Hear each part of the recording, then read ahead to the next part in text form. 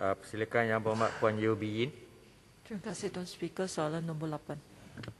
Terima kasih. Yang Berhormat Timbalan Menteri. Selamat pagi, salam sejahtera. Terima kasih Tuan Yang di-Pertua, terima kasih Bakri.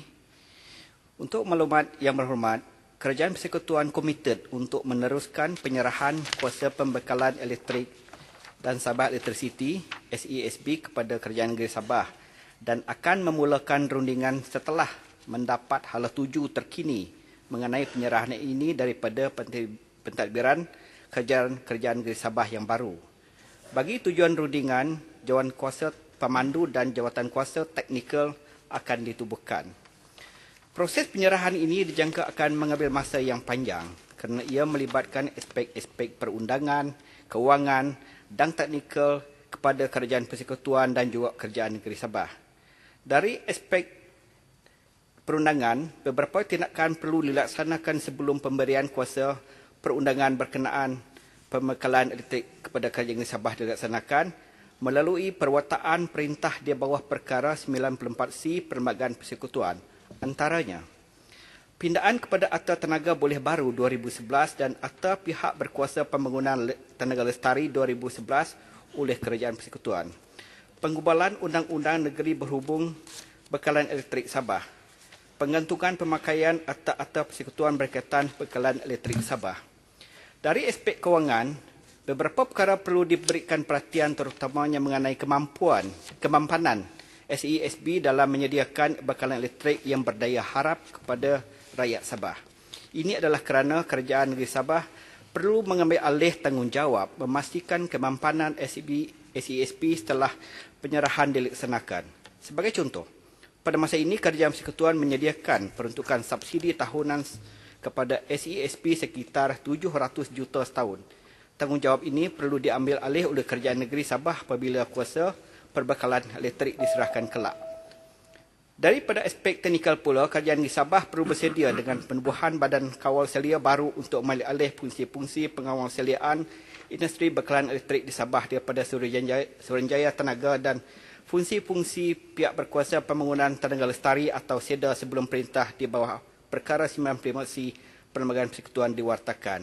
Oleh itu, penyerahan kuasa pembekalan elektrik Sabah dan SESB hanya akan dilaksanakan setelah semua ini, setelah isu dasar, ekonomi, teknikal dan operasi serta jangka kerja perundangan dimuktamadkan. Kerajaan Persekutuan menjangkakan proses penyerahan akan mengambil masa sekurang-kurangnya 5 tahun.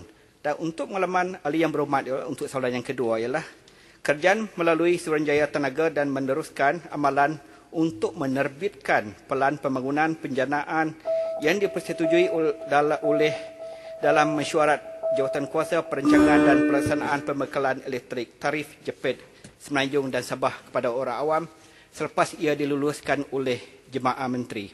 Sekian, terima kasih. Terima kasih. Soalan tambahan. Terima kasih Tuan Speaker. Tuan Speaker, sekarang sudah bulan Disember ya.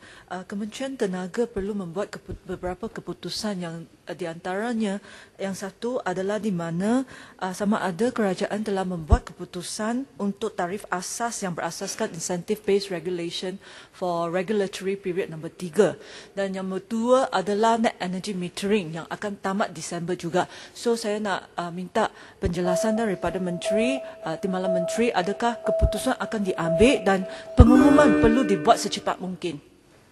Terima kasih. Silakan Yang Berhormat Timbalan Menteri. Terima kasih Bakri atas soalan tambahan.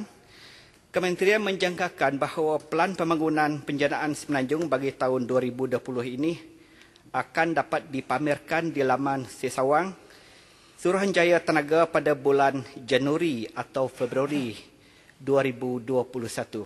Sekian, terima kasih. Tuan Speaker, Timbalan Menteri sudah salah faham soalan saya. Soalan saya adalah berkenaan dengan regulatory period nombor 3, iaitu di dalam perancangan kita, Januari kita akan start regulatory period nombor 3.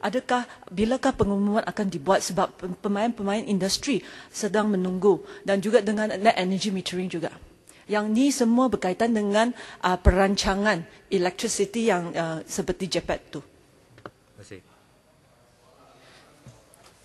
Soalan asal tadi adalah berkenaan dengan penyerahan kuasa kepada Sabah. Ya. Jadi untuk soalan tambahan saya akan menjawab dalam bentuk bertulis. Dan Speaker, ini adalah sangat penting untuk industri elektrik dan juga pemain-pemain industri. Mereka perlu tahu apakah tarif asas tarif asas elektrik mereka. Ya, Sebab Januari perlu Disember mereka buat perancangan untuk Ya, bisnes Abi. mereka Pihak dan kementerian- juga net energy metering juga. Kalau boleh kita adakan satu tarik sasaran di mana pengumuman akan dibuat. Saya. Yang Mohd Timbalan Menteri diminta menjawab secara bertulis secepat mungkin ya. Terima kasih.